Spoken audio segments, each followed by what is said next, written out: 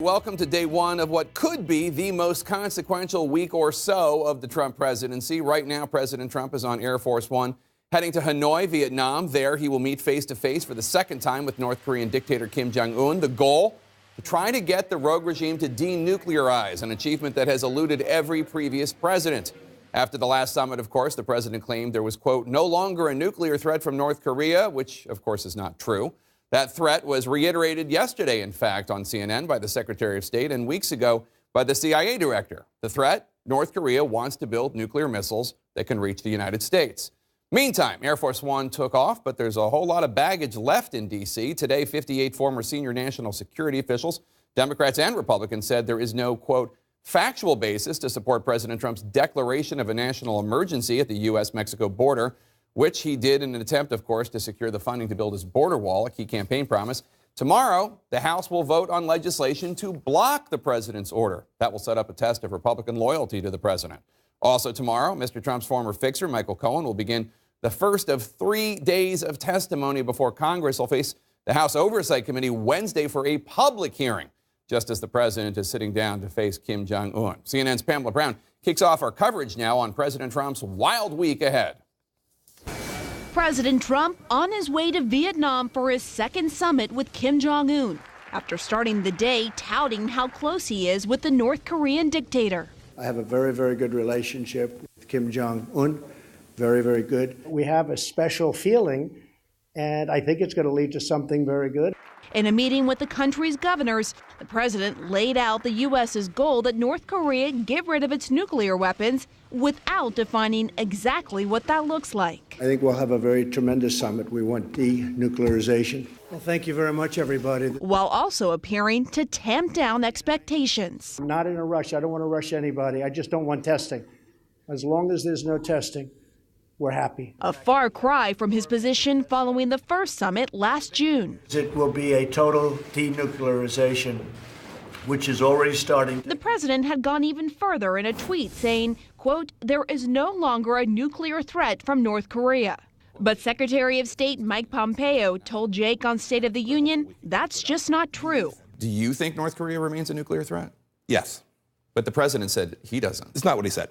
I know precisely. He tweeted what he said. there is no longer a nuclear threat from North Korea. Right. What he said is that what he said was that the efforts that had been made in Singapore, this commitment that Chairman Kim made, have substantially taken down the risk to the American people. As the talks play out, key events in Congress could distract from the president's summit. Mr. Cohen, did you meet with the Senate Intelligence Committee today? Including Trump's former personal attorney, Michael Cohen, testifying before Congress 3 times, privately and publicly. Immigrants are welcome here. And the House will vote Tuesday to block the president's national emergency declaration for the border wall. If you don't have it, you're not going to have borders. You're not going to have a country pretty soon. 58 former senior national security officials see it differently, signing on to a scathing bipartisan letter admonishing the president's declaration, saying it's at odds with the administration's own data and estimates.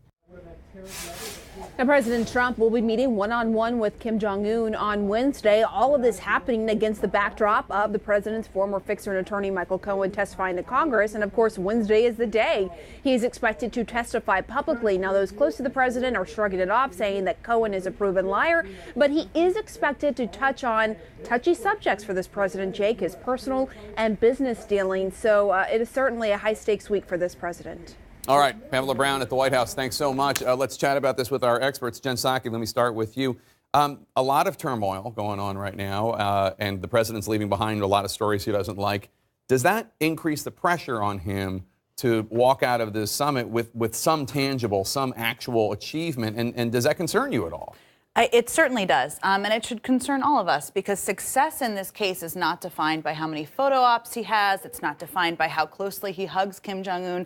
It's defined by the work behind the scenes, and a lot of that we will not see. And we should all hope this is working, or that this will work. Democrats and Republicans should.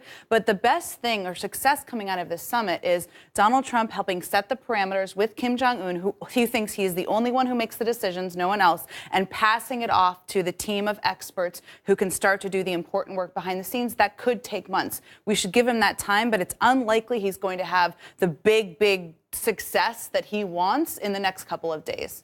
I dearly hope that his aides can keep him focused on the talks with North Korea, because I fear he's going to be watching the television and get upset about what's happening on Capitol Hill and then become desperate for a win with North Korea.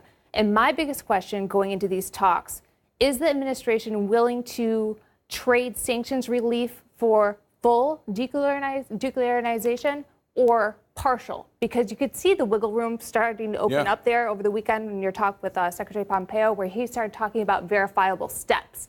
So they may be trying to change the goalposts there. And if Trump feels under pressure by what's happening here in the U.S., he may be willing to trade too much with North Korea. Give up all our leverage. And Linda, there's also this disconnect, as there often is, between members of the Trump administration and the president in terms of facts and reality. Let's just run that clip again.